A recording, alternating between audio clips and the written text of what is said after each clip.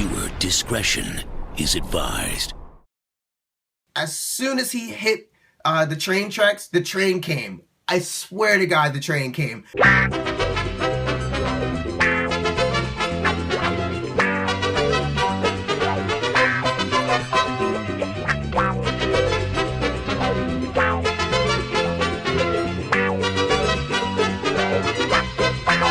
What up, Ninja Nation? It's Boneman 9000, aka the Snake of Ninja Nation, and today is Wednesday, which means it is time for story time. Let's get into it. So it's been a crazy couple weeks. The past few weeks has been great interacting with the rest of the community, getting different guests on here. I've had iPod King Carter on the channel. I've had Robbie from Two Bros Gaming on the channel. And this series isn't that old, so I haven't had that many folks on the channel, but it's been great to interact with people, sending out emails and stuff. Up next, I believe, is C Squared, Chad from C Squared Nation. He's been rolling with me for like a year, maybe more than that. He's been he's grown into be a friend of mine. So he's gonna be on the channel next, answering 20 questions from you, Ninja Nation. So if you have questions for Chad from C Squared Gaming, put them down in the comments. Why not? Why not put them down in the comments? We're gonna get to them. We're gonna get a chance to answer them. It's gonna be fun. It's gonna be a great time. Next up, also after that, I'm in talks with Coach Nick from @B-Ball Breakdown. I'm trying to get him on the channel on a couple different things. I'm trying to get the works for you guys. Trying to do this for you. Alright, so for today's story, as you guys know, this past weekend was Valentine's Day weekend. How many of you guys went stag? How many of you guys didn't have a Valentine? It's okay. It's okay if you didn't have a Valentine. I didn't have one either. It actually felt really good. Didn't try to search for one. Didn't try to outdo myself. Just, if one arrives, it arrives. If not, I just do me. Hey man, the Trombone Ninja's gotta do himself, alright? It's gotta do me. Pause. So I went stag. The day before, I believe, what was that, Friday? No, it was Friday the 13th. So, Friday the 13th, I go out with a friend of mine. She's a girl, but it was a friend of mine, whatever. Long story short, we went out. So we were supposed to go see a DJ friend of mine that I work with. It's this DJ out of Philly. She's dope. Apparently, I've never seen her actually go out, but she plays out like every weekend or every other weekend. She takes it really seriously. So I've been wanting to go see her. It's like, tonight's the night. We're gonna get dressed up. It's gonna be ridiculous. We're gonna go. So I called up my friend. As soon as I saw the flyer, I was like, oh, she would love to go see this. So I called her up. She's like, yeah, I want to go see it. It's gonna be fun. Great. Cool. So we decided, you know what? We're gonna go out to a bar beforehand, you know, kind of pregame a little bit. Don't get too ridiculous crazy, because that's where the party is. But we're still gonna go and we're still gonna go and, you know, grab a couple drinks, you know, and then head over to see the DJ, have a fun time. So she invites a friend of hers, so it's like, all right, cool, it's 3 of us, this is great. We get there, and the friend of the friend meets this guy there, and they start talking forever. So they end up talking for 2 hours at least. So you guys can kind of already tell where this story is going, huh? Or so you think. So they're talking, and so me and my friend are talking, and you know, small talk here and there, and I realize she's not having a good day. I try to help out, you know, try to crack some jokes, you know, try to be lighthearted. She's not having it. She's having a sour day from earlier in the day. Not my fault. There's nothing that I did. It's not my fault. So she's like, I was like, what's wrong? So oh, I was having a bad day, and she continues to talk, and she's about to tell me what's going on, and you could just see the switch flip, like, oh, he's a friend. He doesn't care about that shit.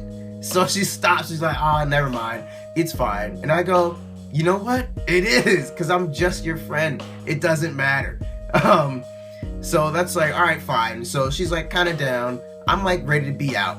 So she heads out to the bathroom, and she takes a while. I'm like, hello, aren't we supposed to be leaving? She finally gets back, and she's like, all right, so like, how do you feel about going to see your friend? And I was like, this is bad. This is really bad. I go, yeah, man, it'd be great. It'd be a fun time. Let's go. Like, we ready to get out of here? And of course, I knew what was coming next. She's like, yeah, I'm not really feeling it. I kind of just want to go home. what? But I'm not surprised. I'm not surprised. She wanted to go home, and it was already like 1 at that time. I'm like, I have a feeling you weren't gonna go anyway. She's like, I'm so sorry to bail. Like, are you sure it's okay? I'm like, I can't force you to go. Like, sure, it's fine. Great. So we continue to sit there, and my drink is done. I'm done drinking, and we sit there for about 5 minutes, and I put my coat on. I was like, well, I'm gonna get out of here. I'm leaving. I'm out of here. Goodbye. So I leave. I leave the friend who's still talking to the same dude, mind you, who hasn't asked for her number. All right. First off, he hasn't asked for the number. Anyway, so I leave.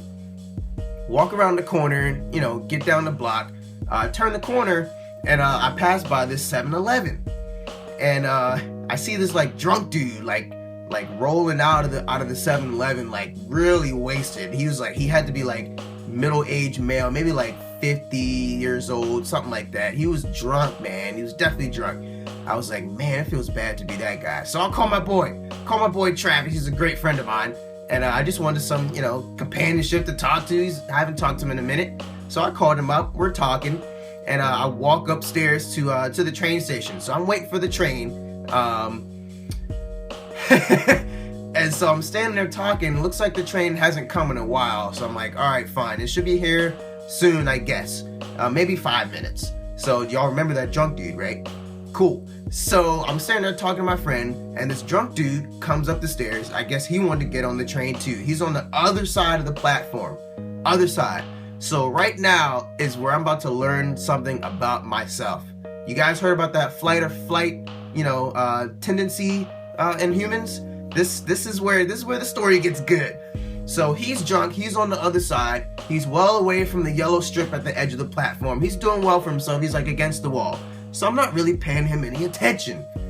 And I'm talking to my friend, I look up, and before you know it, like he went all the way from like the wall to the yellow strip on the edge of the platform to off the platform.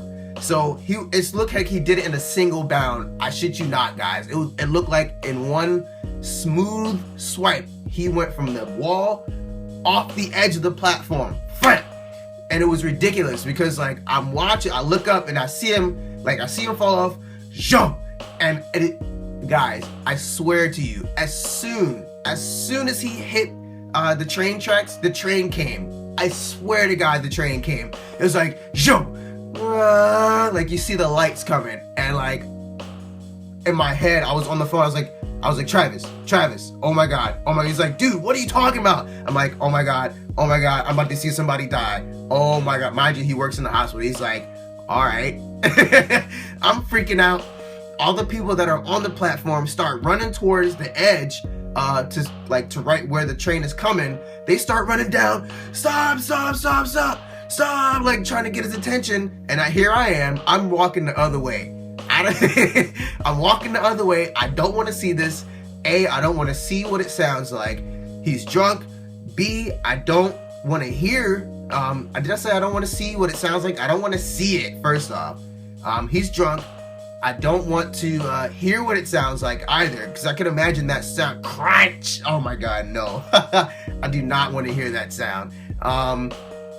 So I start walking the other way and walking up. There's an overpass if you want to get to the other side of the tracks. So I go upstairs some more because I don't want to see it, and I like walk towards like to the other side. I don't want to see it. I don't want to know what that sounds or looks like, because I knew for damn sure he was gonna get run over. So I walked to the other side, the side that the train was actually coming on, and looks like the conductor was able to stop the train this close to his head. Guys, I'm telling you. So like the trains here in Philly, the wheels aren't right at the front of the train. So like if this is the front of the train, the wheels are about here, right? Dude's head was about here. It was this close. Like if he hadn't stopped right when he did, crunch, you would have seen all the juice come out. Oh my God, it'd have been crazy. People jumped on the tracks to try to help him, and then he slipped one more level below the tracks. And so then it gets really scary because one after that next little level, it's not a real level below the tracks. You can slip and fall to your death. I mean, not that he didn't slip and fall to his death when he hit the tracks. I mean, those things are electric, but for some reason he didn't get electrocuted. Thank God. Thank God I didn't see a guy die. But I learned something about myself. I don't want to see people die. And I don't think that's a crazy reaction for a human being to not want to see somebody die. I didn't want to see it. I didn't want to witness it. Didn't really want to be there. I walked out of the platform, walked back to that same 7-Eleven I saw the dude come out of. And I pulled on my phone and called an Uber. Uber's fantastic. They came and picked me up. They were there in like 5 minutes. It was a great ride home. It was crazy. So that's the story, guys. I didn't want to see anybody die. Yeah. Whew.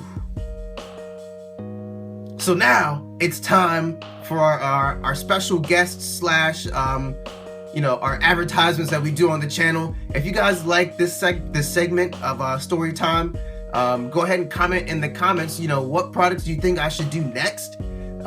Is there anything I missed? Do you guys want me to do anything ridiculous? If there's any other products you want me to get, leave them down in the comments. I'll try to include them in later videos.